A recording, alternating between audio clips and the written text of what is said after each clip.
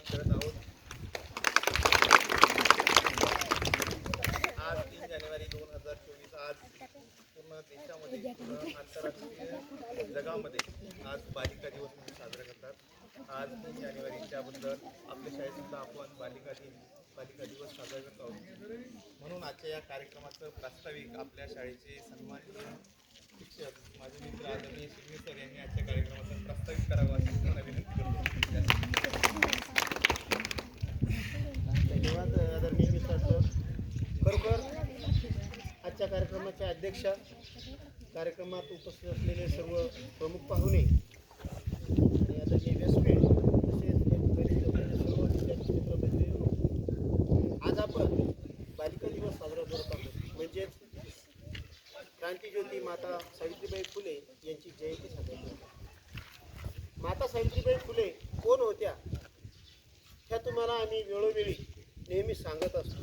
समाजामध्ये वावरत असताना सुद्धा तुम्हाला बऱ्याच ठिकाणाहून त्यांची माहिती मिळत असते. आणि आता ज्ञानाचा तर विस्फोट झालेला आहे, म्हणून ठिकठिकाणी वेगवेगळ्या माध्यमातून तुम्हाला माता सावित्रीबाई फुलेंच्याबद्दल माहिती मिळत असते. वास्तविक सांगत असताना मी या ठिकाणी नमूद करू इच्छितो की आपल्या जिल्हा परिषद प्राथमिक शाळेच्या वतीनं हा कार्यक्रम अतिशय आनंदाने, उत्साहाने आणि जोमाने साजरा करण्यात येत आहे. माता सावित्रीबाई फुलेंनी आपल्या जीवनामध्ये स्वतःचं वैयक्तिक सुख कधीच पाहिलं नाही आणि त्या फुले दाम्पत्यांनी एक आनंदाचं जीवन स्वतःपुरतं कधीच मर्यादित ठेवलेलं नाही. पूर्ण आयुष्य त्यांनी समाजासाठी, अख्ख्या मानवतेसाठी वाहून घेतलं. माता सावित्रीबाई फुलेंनी ज्यावेळेस सेवा करण्याचं ठरवलं त्यावेळेस त्यांनी असा विचार केला नाही की मी हे करू का नको करू. मुलींसाठी शिक्षण ज्यावेळेस त्यांनी सुरू केलं, ज्यावेळेस क्रांतीसूर्य महात्मा ज्योतिबा फुलेंच्या डोक्यामध्ये कल्पना आली की मुलींना हे शिक्षण मिळायला पाहिजे आणि मग मुलींना शिक्षण मिळवण्यासाठी सर्वात अगोदर महिलांना शिक्षण द्यायचं तर कोणाला द्यावं लागेल, तर त्यांनी पहिलं शिक्षण त्यांच्या धर्मपत्नी माता सावित्रीबाई फुलेंना दिलं आणि शिक्षणाची ज्योत त्या तिथून लावली. सावित्रीबाई फुले शिकल्या आणि त्यांच्या शाळेच्या पहिल्या मुख्याध्यापिका आणि पहिल्या शिक्षिका त्या बनल्या. त्या काळामध्ये मुलींना शिक्षण म्हणजे काय, काहीच अधिकार नव्हता. मुलींना फक्त चूल आणि मूल इथपर्यंत ते त्यांच्या मर्यादा होत्या आणि याला सर्वस्वी कारणीभूत होतं या जुन्या चाली, रूढी, परंपरा. ज्या परंपरा महिलांना कुठल्याच पद्धतीचं स्वातंत्र्य देत नव्हत्या. मग ती महिला कुठल्याही जाती धर्माची असो, अक्षरशः ब्राह्मण जातीतली जरी महिला असली तरी सुद्धा तिला शूद्रामध्येच गिनती दिल्या जाते. कारण भारत देश हा पुरुषप्रधान संस्कृतीचा देश असल्यामुळं तिथं महिलाला दुय्यम दर्जाचं स्थान दिलं जातं आणि हेच महात्मा फुलेंना खटकत होतं की महिलांना दुय्यम दर्जाचं स्थान देतो. ज्यावेळेस लॉर्ड डलहौसी यांच्यासमोर त्यांनी प्रस्ताव मांडला की मुलींना शिक्षण दिलं पाहिजे, तर त्या न्यायालयामध्ये महात्मा फुलेंना क्रॉस करण्यासाठी अनेक मंडळी उभे राहिली. भारतातले अनेक धर्मपाखंड म्हणजे धर्मज्ञानी उभे राहिले आणि ते सांगू लागले की महिलांना शिक्षण देऊ नये. परंतु महात्मा फुले हे आपल्या जागच्या हटले नाही आणि त्यांनी जिद्द धरली. ज्या देशाला, एखाद्या देशाला जर विकसित करायचं असेल, त्याचा जर विकास करायचा असेल, त्याची भरभराटी करायची असेल, तर त्या देशाची पहिले महिला शिकली पाहिजे. साने गुरुजी म्हणतात की एक आई 100 गुरुजींची बरोबरी करते. किती गुरुजींची? 100 गुरुजींची बरोबरी करते. आणि राजे छत्रपती शिवाजी महाराज यांच्या राज्यात सुद्धा महिलांना समानतेचा अधिकार त्यावेळेस छत्रपती शिवाजी महाराज द्यायचे. आणि ह्या सगळ्या धर्तीवर माता सावित्रीबाई फुलेंनी शिक्षण शिकवण्याचं ध्येय उराशी बाळगलं, हिंमत केली. त्या काळामध्ये त्यांचा विरोध करण्यासाठी त्यांना गोटे मारायचे, दगडं मारायचे. अगदी अक्षरशः माता सावित्रीबाई फुलेंना 2 साड्या घेऊन जावं लागत होतं. पर्समध्ये 1 साडी आणि अंगावर 1 साडी. शाळेत गेल्यानंतर त्या साडी बदलायच्या, चांगली साडी घालायच्या. म्हणजे एवढे वाईट अनुभव येऊन सुद्धा त्यांनी शिक्षणाचं अविरत कार्य चालू ठेवलं. लक्षात घ्या, त्या परिस्थितीमध्ये त्यांनी जर हे कार्य केलं नसतं तर महिला शिकून काहीतरी बनवू शकते हे सिद्ध झालं नसतं. पुढे चालून डॉक्टर बाबासाहेब आंबेडकरांनी त्या सर्व गोष्टींचा आढावा पाहिला. त्यांनाही एक ठाम समजलं की ज्या देशाचा विकास करायचा असेल त्या देशाची महिला शिकली पाहिजे आणि म्हणून संविधानामध्ये शिक्षणाचा कायदाच केला. कोणाच्या शिक्षणाचा? मुलींच्या शिक्षणाचा. मुलींच्या शिक्षणासाठी खास तरतूद केली आणि त्यांना सक्तीचं शिक्षण केलं. संविधानाच्या मार्गदर्शक तत्वामध्ये या देशाच्या प्रत्येक मुलाला शिक्षण हे सक्तीचं मिळालं पाहिजे आणि त्या मार्गदर्शक तत्वानुसार 2009ला शिक्षण कायदा बनला आणि तो शिक्षण कायदा आज अंमलामध्ये आहे. म्हणजे एकंदरीत लक्षात घ्या की या महापुरुषांनी मुलींच्या शिक्षणासाठी किती कष्ट वेचले आणि यापूर्वीच्या काळामध्ये मुलींना महिलांना शिक्षण नव्हतं. म्हणून माता सावित्रीबाई फुलेचे आपल्यावर अनंत उपकार आहेत. त्यांचे उपकार आपण आयुष्यभर आठवणून ठेवू आणि या ठिकाणी त्यांच्या चरणी आपण अशी प्रार्थना करू की चांगल्यात चांगला अभ्यास करून चांगल्या पदावर मुलींनी गेलं पाहिजे. सोबतच मुलांनी सुद्धा अभ्यास करायचा आहे. आलं लक्षात? त्या तर पुढे चालल्यास पण त्यांच्यासोबत तुम्ही सुद्धा पुढे जायला पाहिजे. एवढं बोलतो आणि मी या ठिकाणी माझ्या लांबीला 2 शब्द थांबवतो. थँक्यू. आजच्या कार्यक्रमाचं प्रास्ताविक छानपैकी केलं. प्रास्ताविकेमध्ये सावित्री नसत्या तर मुलगी शिकली असती का हे गीत सादर करायचे.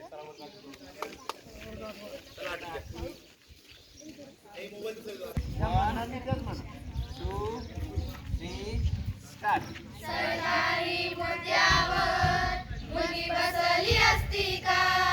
सरकारी मुद्द्यावर मुलगी बसली असती का? फुले सावित्री नसती तर मुलगी शिकली असती का? फुले सावित्री नसती तर मुलगी शिकली असती का? मुलगी घराबाहेर पडली तर पापच घडायचं. मुलगी घराबाहेर पडली तर पापच घडायचं.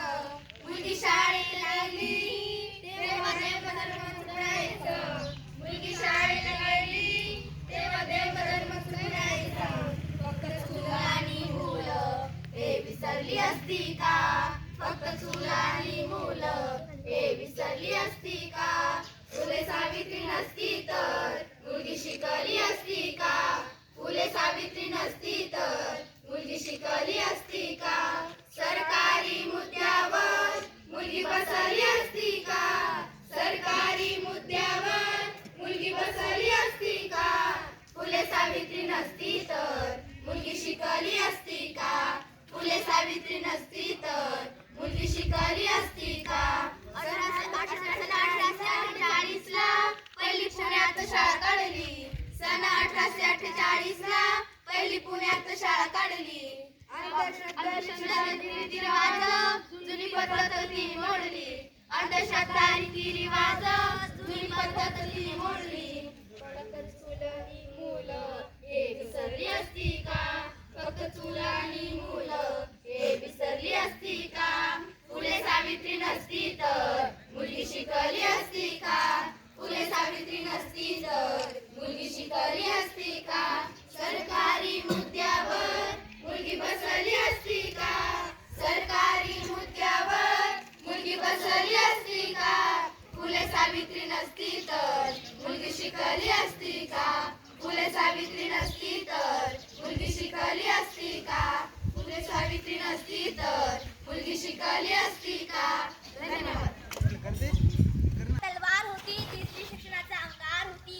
ती धार तलवार होती ती स्त्री शिक्षणाचा अंगार होती. ती प्रेरणा होती, ती स्फूर्ती होती, ती विद्येचा अलंकार होती. ती अशी स्त्री होती जी समाजाच्या भीतीने कधी डगमगली नव्हती. ती लढत होती, ती जगत होती आणि जगण्यासोबत ती जगवत होती.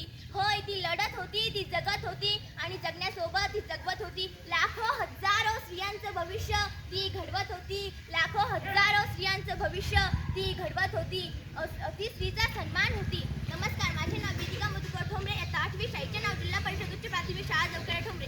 स्त्री शिक्षणाचा वसा घेऊन स्त्रियांसाठी आणि समाजासाठी एक आदर्श ठरलेल्या ज्ञानज्योती क्रांतीज्योती सावित्रीबाई फुले यांची आज जयंती. सावित्रीबाई फुले यांनी स्त्री शिक्षणासाठी जो लढा दिला तो लढा आज इतिहासाच्या पानावर सोनेरी अक्षरांनी कोरला गेला आहे. सावित्रीबाई फुले यांचा जन्म 3 जानेवारी 1831 रोजी सातारा जिल्ह्यातील नायगाव या गावी झाला. त्यांच्या आईचे नाव लक्ष्मीबाई व त्यांच्या वडिलांचे नाव खंडोजी नेमसे पाटील असे होते. वयाच्या अवघ्या 9व्या वर्षी त्यांचा विवाह क्रांती सूर्य ज्योतिबांशी झाला. तेव्हा त्या निरक्षित होत्या, म्हणजे तेव्हा त्यांना वाचायला लिहायला काहीही येत नव्हते. फक्त चूल आणि मूल एवढंच. पण जिद्दी सावित्रीबाई फुले यांनी न जुमंता शिक्षण घेतलं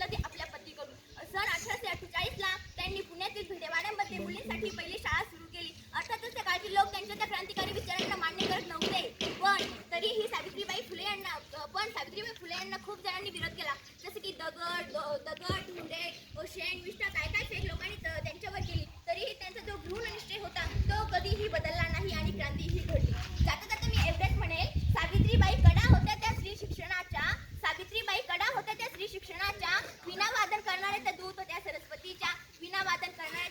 सरस्वतीच्या. आज स्त्री जगली, शिकली त्या सावित्रीच्या मुक्त विचारांमध्ये. शतशः नमन करते त्या सावित्रीच्या क्रांतिकारी विचारांना. एवढे बोलून मी माझे 2 शब्द संपवते. धन्यवाद. जय हिंद. तळ हाताला झाकत नाही, पर्वत कुणाच्या बापाला वाकत नाही. आम्ही सावित्रीच्या लेकी, आम्हाला रोखण्याची कुणाच्या बापाची ताकद नाही. तर या विनंती करते की तिने तिची नाटकं साजरं करावी. काका पोरीनं ओळखले का मला? मी सावित्री बोलते. होय, मी सावित्री बोलते. एवढेही मी बोलले नसते, परंतु मी माझ्या विचाराचे घोटून प्रेम केलाय. घट्ट माझी देवी म्हणून मला फोटोमध्ये फ्रेम केलंय. मी सावित्रीबाई फुले. माझा जन्म 3 जानेवारी 1831 रोजी नायगाव या गावी झाला. माझ्या वडिलांचे नाव खंडूजी नसे तर आईचे नाव लक्ष्मीबाई हे होते. माझा विवाह अवघ्या 9व्या वर्षी महात्मा फुलेशी झाला. पण मला शिक्षणाचा अजिबात गंध नव्हता.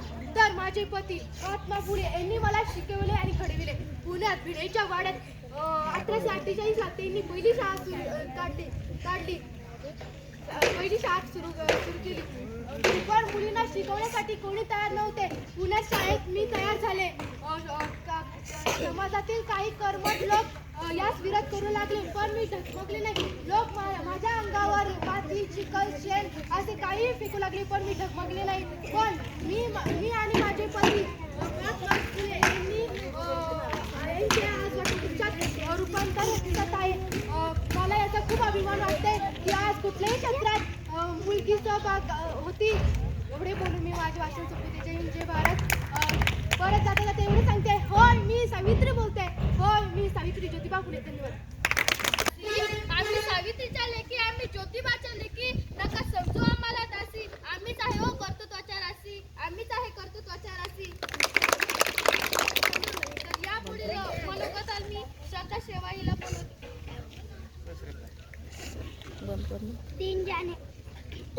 आज 3 जानेवारी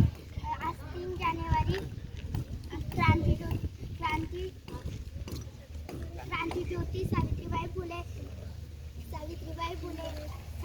फुले यांचा जन्म 3 जानेवारी 1831 रोजी झाला. सातारा जिल्ह्यातील नायगाव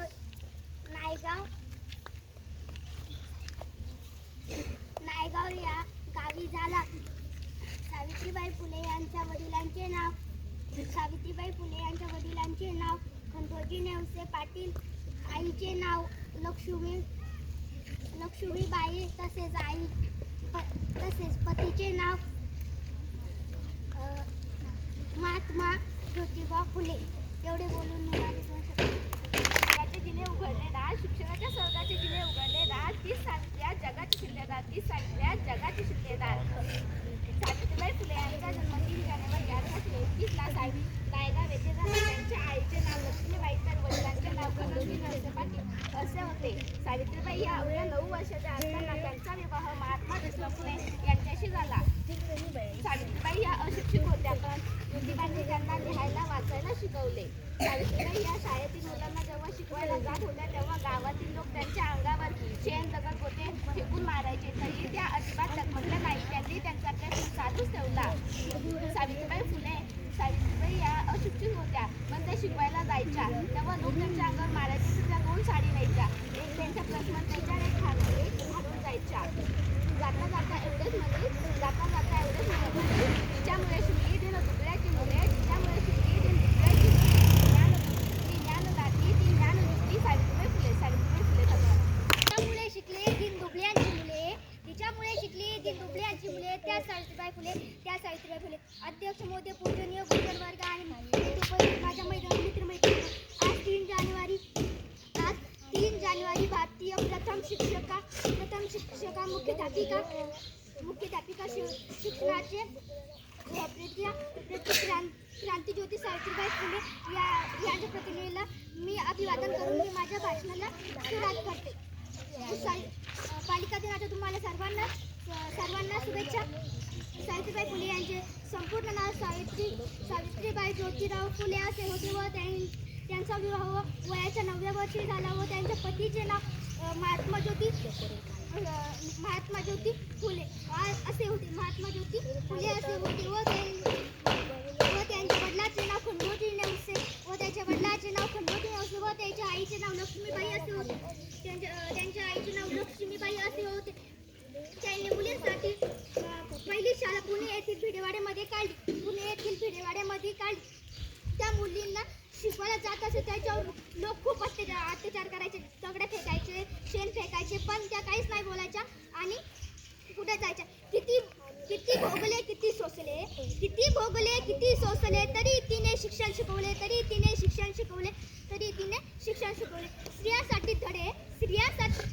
स्त्रियांसाठी धडे पुढे त्यांच्या लेकींनी गिरवले. एवढे बोलून मी माझे 2 शब्द संपवते. धन्यवाद. ती तुझ्या लेकीच्या पंखात आज आकाशात झेप घेण्याचे बळ आहे. तू केलेल्या ज्ञान कार्याचेच हे फळ आहे. यापुढे मी श्रुती ठोंबरेला इच्छे मनोगत व्यक्त करण्यासाठी पुढे बोलवते. ज्ञान नाही, विद्या नाही, ते घेण्याची गोडी नाही, बुद्धी असून चालत नाही, तयास मानव म्हणावे का, असा महत्वपूर्ण प्रश्न आपल्या काव्यातून निर्माण करून भर पडलेल्या दैविक दिनांना मार्ग दाखवणाऱ्या खऱ्या विद्याच्या दैवत असणाऱ्या क्रांतिज्योती सावित्रीबाई फुले आज यांची जयंती. आजच्या कार्यक्रमाचे अध्यक्ष पूजनीय गुरुजन वर्ग, सळसळते रक्ताच्या, तळपदार मेंदूच्या, शार्प बुद्धीचे माझे बंधू आणि भगिनींनो, माझे नाव श्रुती रामदास ठोंबरे. मी वर्ग 8वीची विद्यार्थिनी, जिल्हा परिषद उच्च प्राथमिक शाळा जवखेडा ठोंबरे या शाळेत शिकते. बालिका दिनाच्या तुम्हा सर्वांना हार्दिक शुभेच्छा.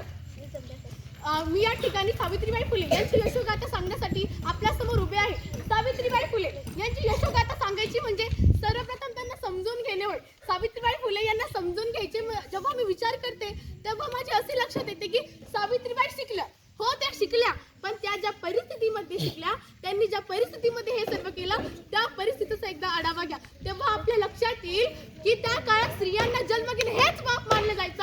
त्या काळात स्त्रियांनी शिकणं म्हणजे देवधर्म बुडवल्यासारखं व्हायचं. त्या काळामध्ये स्त्रियांना अबला मानलं जायचं. तर शिक्षणाचे कसलेही अधिकार नव्हते. त्या काळातले कर्मठ लोक स्त्रियांना अबला मानत होते, त्यांना कमी लेखत होते, त्यांना कसलाही अधिकार देत नव्हते. कारण त्या कर्मठ लोकांना माहित होता ही अबला जर सबला झाली तर आपला तबला वाजवल्याशिवाय राहणार नाही. ही अबला जर सबला झाली तर आपला तबला वाजवल्याशिवाय राहणार नाही. सावित्रीबाई अशा अंधर्म काळात, अशा अंधर्म वातावरणात, अशा अंधर्म जगात 3 जानेवारी 1831 रोजी सातारा जिल्ह्यातील खंडाळा तालुक्यातील नायगाव या गावी एका वाघिणीचा जन्म झाला. ती वाघीण म्हणजे सावित्रीबाई फुले. सावित्रीबाई फुले जेव्हा यांचा जन्म झाला तेव्हा सनई चौघडे काही वाजले नाही, पण स्त्रियांच्या जीवनामध्ये एक ज्योत जागली होती. तेव्हा स्त्रियांचे अंधारमय जीवन हे एका प्रकाशात उजळणार होते. रूढी परंपरेनुसार सावित्रीबाई फुले यांचेही विवाह ज्योतिबांशी झाले. एकदा सावित्रीबाई फुले ह्या बाजारात गेल्या तेव्हा ते जिलेबी खात बसल्या. तेव्हा एका ख्रिश्चन गृहस्थाने त्यांना ओळखून त्यांना ख्रिश्चन चरित्र नावाचं पुस्तक दिलं. सावित्रीबाईंनी ते घेतलं, पण त्यांच्या असे लक्षात आले की या पुस्तकातले तर मला काहीच येत नाही, हे पुस्तक तर मला वाचताही येत नाही आणि मला त्यातलं समजता येत नाही. पण त्यांच्या मनामध्ये अशी जिज्ञासा निर्माण झाली की ह्या पुस्तकातले मला समजले पाहिजे, या पुस्तकातले मला वाचता आले पाहिजे, हे पुस्तक मला समजले पाहिजे आणि मी इतरांना समजून सांगितले पाहिजे. त्यांच्या मनामध्ये ही जिज्ञासा निर्माण झाली. हीच जिज्ञासा सावित्री होय. त्यानंतर सावित्रीबाई फुले यांनी स्त्री शिक्षणाचा मार्ग शोधला आणि ज्योतिबांच्या पाठीमागे कणखरपणे उभ्या राहिला. तरीही कर्मठ लोक हे मागत नाही. ज्योतिबांच्या साथीमुळे सावित्रीबाई फुले यांनी शिक्षण घेण्याचे कार्य सुरू केले. ज्योतिबांनी सावित्रीबाईंना शिकवलं. जेव्हा ज्योतिबांनी सावित्रीबाईंना लिहायला वाचायला शिकवलं, सावित्रीबाई त्या शिकल्या. शिक्षणाविषयी आदर भावना व प्रेम असल्या कारणाने सावित्रीबाई फुले घरोघरी जात व शिक्षणाचे महत्त्व सांगत. शिक्षणाचे महत्त्व सांगता सावित्रीबाई स्त्रियांना शिक्षणासाठी प्रेरित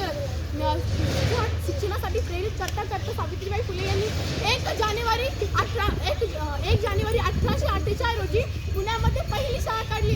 पुण्यामध्ये पहिली शाळा काढून स्त्री शिक्षणाची मूर्त मिळवली.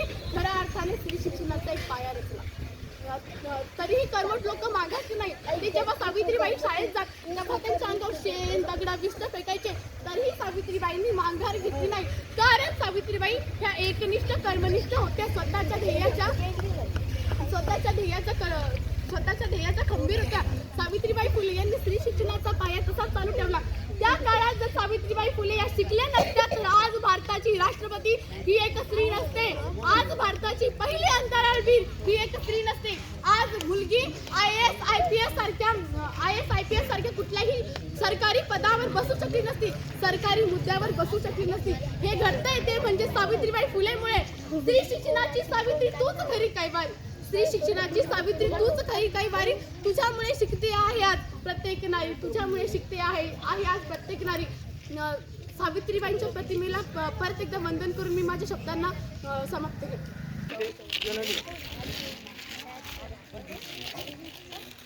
स्त्री शिक्षणाची आद्य शिक्षिका, आद्य मुख्याध्यापिका, स्त्री शिक्षणाची ज्ञानाई क्रांतिज्योती सावित्रीबाई फुले यांना मी त्रिवार अभिवादन करून माझ्या भाषणास मी सुरुवात करतो.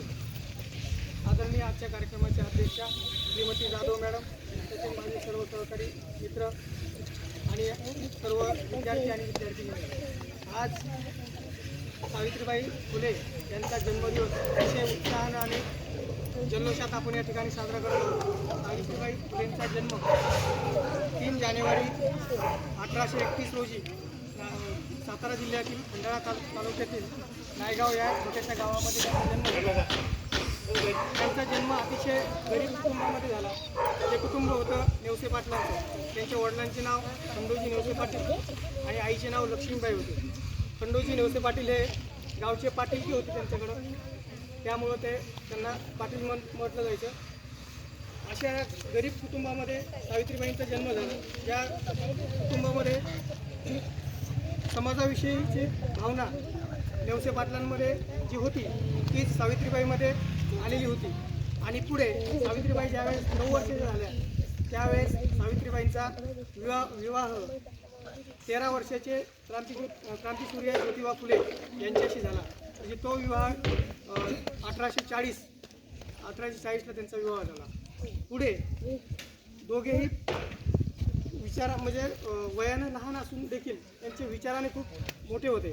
त्यांचे विचार खूप मोठे होते. त्यांनी त्यांच्या डोळ्याने समाजामधील रूढी परंपरा पाहिल्या, अंधश्रद्धा पाहिली, समाजामधील अस्पृश्यता पाहिली. त्यामुळे त्यांचं मन खिन्न झालं आणि क्रांतिसूर्य महात्मा ज्योतिबा फुले यांच्या मनामध्ये एक विचार आला की आपण ह्या चालीरीती आहेत, रूढी परंपरा आहेत, जसे की बालविवाह असेल, त्यानंतर अनेक वेगवेगळ्या प्रथा होत्या. सतीची चाल ही एक प्रथा होती. अशा अनेक प्रथा होत्या. त्या प्रथा मोडीत काढण्यासाठी त्यांच्या मनामध्ये मोठा विचार आला आणि त्यांनी समाज जागृती करण्याचं काम सुरू केलं. हे समाज जागृतीचं काम सुरू करत असताना सावित्रीबाई फुले त्यांच्याकडे पाहत होत्या, त्यांच्या कार्याकडे पाहत होत्या.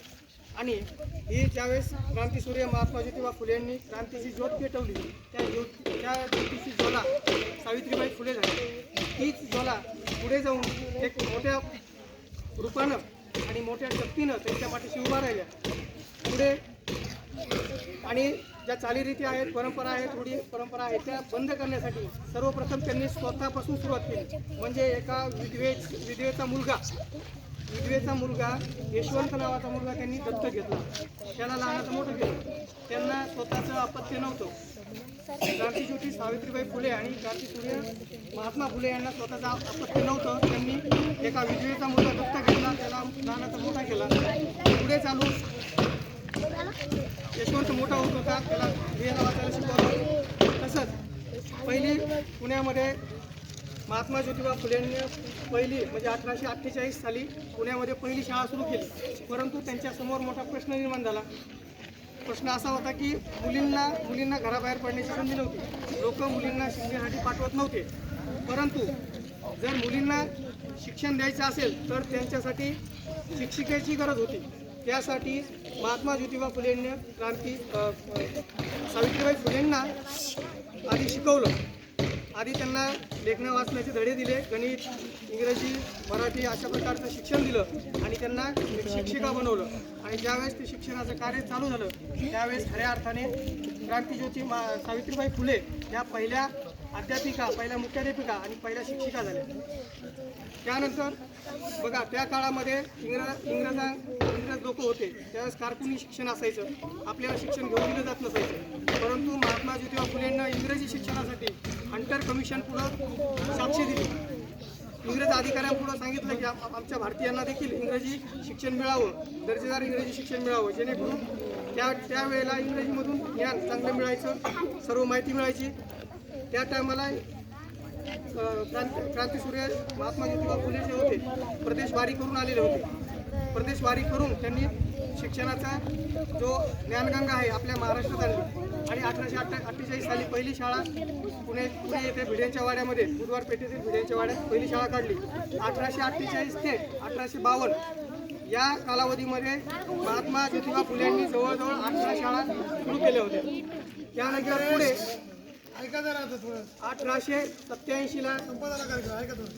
1887ला महात्मा ज्योतिबा फुलेंना पक्षाघात झाला.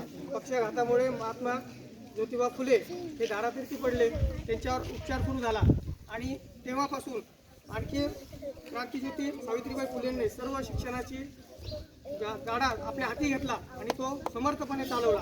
पुढे 1890मध्ये 28 नोव्हेंबर 1890ला महात्मा ज्योतिबा फुले यांचं निधन झालं. त्या तत्पूर्वी खऱ्या अर्थानं पहिला आंतरजातीय विवाह जर कोणी लावला असेल तो महात्मा फुलेंनी लावला.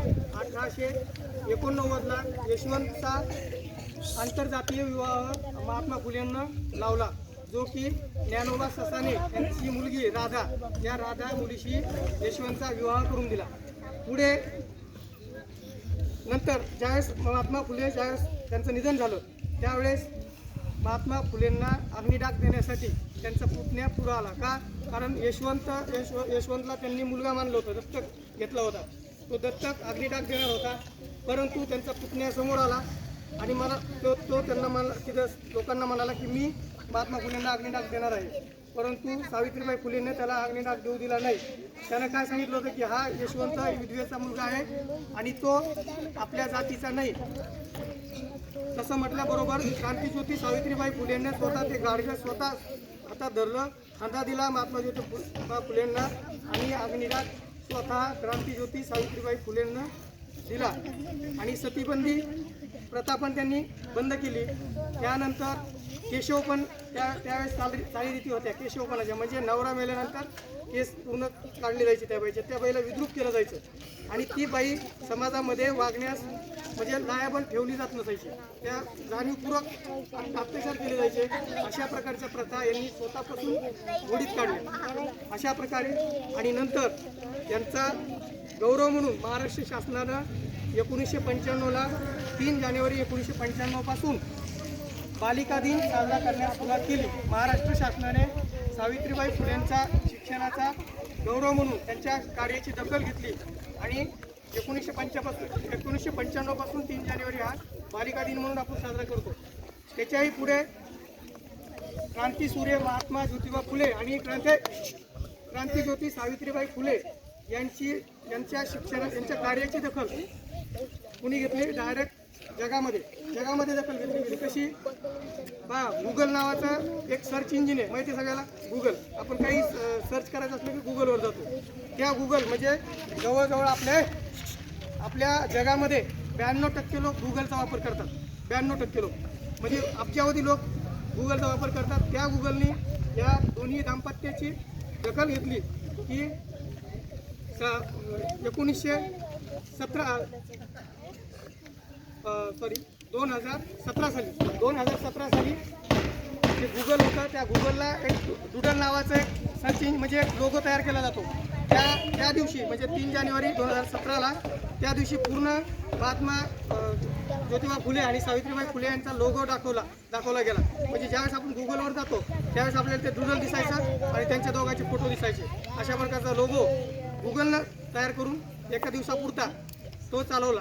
डुडल म्हणजे डुडलचा अर्थ असा होतो की जे मोठे कार्य करतात, सामाजिक असन शैक्षणिक असन, त्या कार्याची दखल घेऊन गुगल हे डुडलच्या स्वरूपामध्ये तेवढ्या दिवसापुरतं सण असन उत्सव असन ते त्या दिवसात लोक त्यांच्या कार्याची तिथे त्यांच्या साजऱ्या केल्या जातात. आज 200-250 वर्षानंतर देखील क्रांतीज्योती सावित्रीबाई फुलेंची जयंती आपण साजरी करतो.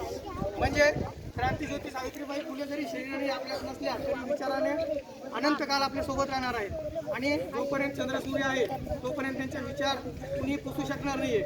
म्हणून समाज सुधारकांची जयंती पुण्यतिथी आपण वर्षानुवर्षे वर्ष झाली, शेकडो वर्ष झाली, हजारो वर्ष झाली तरी 400-500 वर्षानंतर देखील छत्रपती शिवाजी महाराज असतील, डॉक्टर बाबासाहेब आंबेडकर. सर्वप्रथम मी आयोजकाचे आभार मानते की त्यांनी मला आज अध्यक्षस्थान दिलेलं आहे.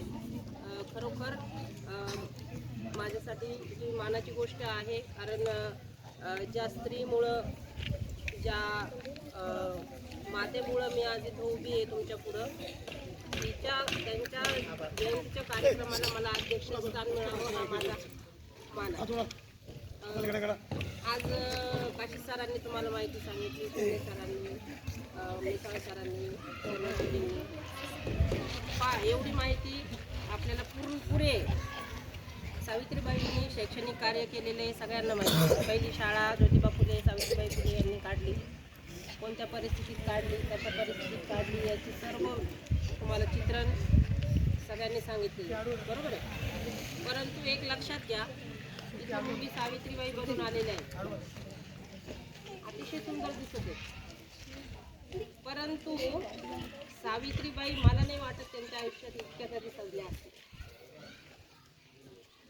तुम्ही छान दिसताय, आज दागिने घातलेत, अलंकार घातले, छान छान साड्या घातल्या, परंतु हे सगळं बाह्य रूप आहे आपलं. सावित्रीबाईंनी जे आपल्याला दिले, जे आपल्याला करायचंय ते याच्यापेक्षा खूप वेगळे. हे रूप जरी त्यांचं तुम्हाला दिसत असलं तरी या रूपातून तुम्हाला समाजापुढं काय सादर करायचंय ही खूप मोठी जबाबदारी तुमच्यावर. आज एक दिवस सावित्रीबाई बनून इथं उभा राहून भाषण करून आपली जबाबदारी संपलेली नाही आहे बा. त्यांनी आपल्यावर जबाबदारी टाकलेली आहे. आज इथं किती जेंट्स शिक्षक आहेत, मी एकटीच लेडीज आहे. हे अजूनही वातावरण असंच आहे समाजामध्ये. समाजामध्ये अजूनही आपण इथंच आहेत, इतक्यांमध्ये येत. हे जर तुम्हाला बदलायचं असलं तर तुमच्या स्वतःमध्ये तुम्हाला बदल करावा लागेल. फक्त सावित्रीबाई बद्दल खूप उत्तेजक बोलणं, खूप आवेशाने बोलणं, एक दिवसापुरतं भाषण करणं ही आपली जबाबदारी नाही. तुमची जबाबदारी आहे, तुम्ही मोठे आहे, तुम्ही लहान मुलींना पुढं आणायला पाहिजे. घरामध्ये तुमची आई आहे, तिच्याकडे पाहून तुम्ही शिकलं पाहिजे. आता तुम्ही शिक्षण घेताय म्हणजे तुम्ही तुमच्या पूर्ण मनाने शक्तीने अभ्यास केला पाहिजे. सावित्रीबाईंनी शिक्षणासाठी कार्य केलं बरोबर, परंतु सावित्रीबाईंनी प्रत्येक घटकासाठी कार्य केलेले हे मात्र तुम्हाला समजायला पाहिजे. काशीद सरांनी भरपूर तुम्हाला सांगितलं. सावित्रीबाईंनी, ज्योतिबा फुलेंनी वयाच्या अवघ्या सावित्रीबाईंनी 17व्या वर्षी त्यांनी पहिली शाळा काढली. म्हणजे विचार करा, शिक्षणाला सुरुवात झाली असेल 11व्या-12व्या वर्षी, बरोबर आहे. तुमची शिक्षणाला सुरुवात होती 3ऱ्या-4थी वर्षापासूनच सुरुवात होऊन जाते वयाच्या. आता तर 3ऱ्याच वर्षापासून, जास्तीत जास्त 6 वर्षापासून. आता 8वीच्या मुलींचं वय किती आहे? 13-14 वर्ष आहे, बरोबर आहे. 13-14व्या वर्षी 11व्या वर्षी त्यांचं शिक्षण सुरू झालं. ज्योतिबा फुलेंनी त्यांचं शिक्षण सुरू केलं. त्या मातेनी 17व्या वर्षी पहिली शाळा काढली मुलींची. विचार करा, वयाच्या 17व्या वर्षी जर त्यांचे विचार असे असतील तर तुमचे विचार कसे असायला पाहिजेत की जे तुम्ही त्यांच्याकडून घेतले पाहिजे. दुसरी गोष्ट, फक्त शिक्षणच दिलं नाही, त्यांनी संयम पाळला. त्यांनी समाजामधल्या प्रत्येक घटकासाठी त्या काळामध्ये मुलीचं लहान वयामध्ये लग्न केलं जायचं आणि मुलगी लवकर विधवा व्हायची. विधवांचं त्या समाजामध्ये प्रमाण खूप जास्त होतं. मग त्या विधवांचं जीवन कसं जर तुम्हाला खरोखर सांगितलं कसं होतं तर तुमच्या अंगावर काटे येतील, इतकं वाईट होतं. मग अशा विधवांसाठी सुद्धा त्यांनी कार्य केलेले आहे. त्या विधवांसाठी त्यांनी आश्रम काढलेला आहे. त्या आश्रमामध्ये त्या विधवांना घेऊन यायच्या. एक अशीच विधवाबाई आत्महत्या करायला चालली होती, मुलगीच होती ती. तिला घरी आणलं, तिला झालेलं मूल त्यांनी सांभाळलं, त्याचं नाव यशवंत ठेवलं आणि त्या मुलाला त्यांनी सांभाळून मोठं करून डॉक्टर केलं. त्या मुलीला वास्तविक पाहता त्यांचं आणि यांचं वय सारखंच असणार आहे, परंतु तिला त्यांनी मुलगी मानलं ज्योतिबा फुलेंनी, सावित्रीबाई फुलेंनी, आणि तिचं संगोपन केलं. अशा कितीतरी विधवा बायांना त्यांनी स्वतःच्या आश्रमामध्ये ठेवलं, त्यांना वेगवेगळ्या प्रकारचे कामं शिकवले आणि त्यांना त्यांच्या पायावर उभा केलं. फक्त असं नाही की मुलींसाठी शिक्षण सुरू केलं आणि झालं नाही. त्यानंतर शेवटच्या क्षणापर्यंत पहा सावित्रीबाईंनी संघर्ष केलेला आहे आणि प्रत्येकासाठी त्यांनी हे केलेलं आहे. मागासवर्गीय लोकांसाठी त्यांनी आपल्या पाण्याचा हौद सुरू केला होता, हे पण तुम्हाला माहिती आहे. म्हणजे असा कोणताही दुर्बल घटक त्यांनी सोडला नाही की सोडून दिलेला आहे, यांच्यासाठी कार्य केलेलं नाही, असं कोणताच घटक सोडला नाही. शेवटच्या क्षणाला जेव्हा प्लेगची साथ आली होती, त्या प्लेगच्या साथीमध्ये सुद्धा त्यांनी स्वतःहून जाऊन कार्य केलेलं आहे. प्लेग असा आजार होता की तो स्पर्शाने किंवा त्याच्या जवळ गेल्याने वाढायचं, बरोबर आहे. जसं कोरोना आपला वाढायचा, बरोबर आहे. लोक जात नसायचे, एखाद्या घरात प्लेग झाला ते घर बंद करून घ्यायचे बाहेरून आणि ते लोकांना मरू दिलं जायचं. गावाचे गावं उद्ध्वस्त व्हायचे प्लेगमध्ये. अशा परिस्थितीत त्यांनी प्लेगमध्ये कार्य केलं आणि जेव्हा ते गाव पूर्ण उद्ध्वस्त झालं, एक मुलगा तिथं राहिलेला होता 9-10 वर्षाचा, तो तरफडत होता, ताप आलेली होती, त्याला प्लेग झालेला होता. आता तुम्ही काय केलं असतं? कोरोनामध्ये आपण काय केलं? आपण आपली सुरक्षा पाळली, आपण कोणाच्या जवळ गेलो नाही. त्यांनी तसं केलं नाही. त्या मुलाला कोणी जवळ जात नव्हतं, त्या मुलाला त्यांनी पाठीवर बांधलं त्याला अक्षरशः पाठीवर. त्याला बसता येत नव्हतं, तर त्यांना स्वतःला ताप आलेला होता, त्यांना स्वतःला बरं नव्हतं, ते तोपर्यंत त्यांना लागण झालेली होती प्लेगची.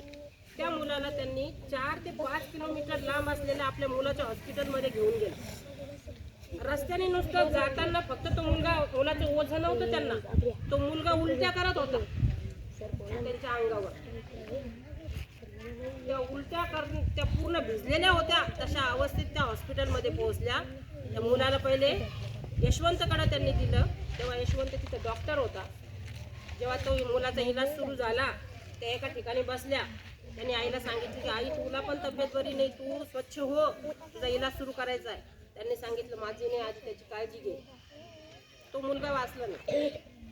1-1.5 तासाने त्याचा जीव गेला आणि त्याच्या काही क्षणानंतर सावित्रीबाईंचा सुद्धा प्राण गेला. म्हणजे विचार करा, आयुष्याच्या शेवटच्या क्षणापर्यंत जिने फक्त त्याग, जिने फक्त माया, प्रेम आणि दुसऱ्यांबद्दलची त्यांच्या मनात जी आस्था होती, ती आपल्यामध्ये आपण आपल्यामध्ये जाणीव त्याची निर्माण केली. तुम्ही तसे बनल्या पाहिजे. तेव्हा खऱ्या अर्थाने तुम्ही सावित्रीच्या लेकी बनताल, असं माझं मत आहे वैयक्तिक. आणि तसं तुम्ही आयुष्यामध्ये घडावं ही अशी इच्छा आहे. तुम्हाला परत एकदा बालिका दिनाच्या खूप शुभेच्छा.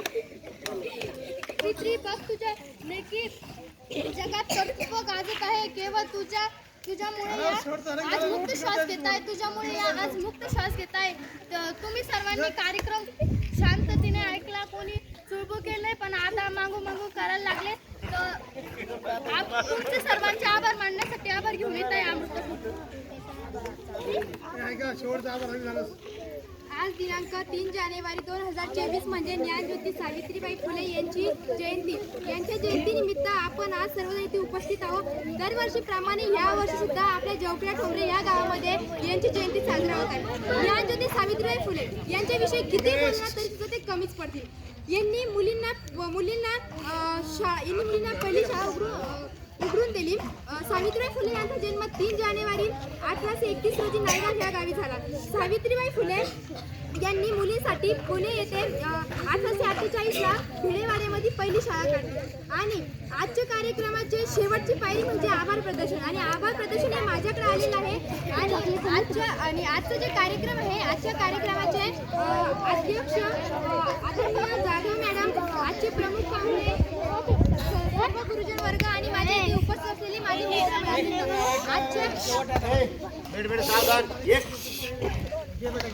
अध्यक्षाच्या वतीने आजचा कार्यक्रम संपला असे जाहीर करते. धन्यवाद.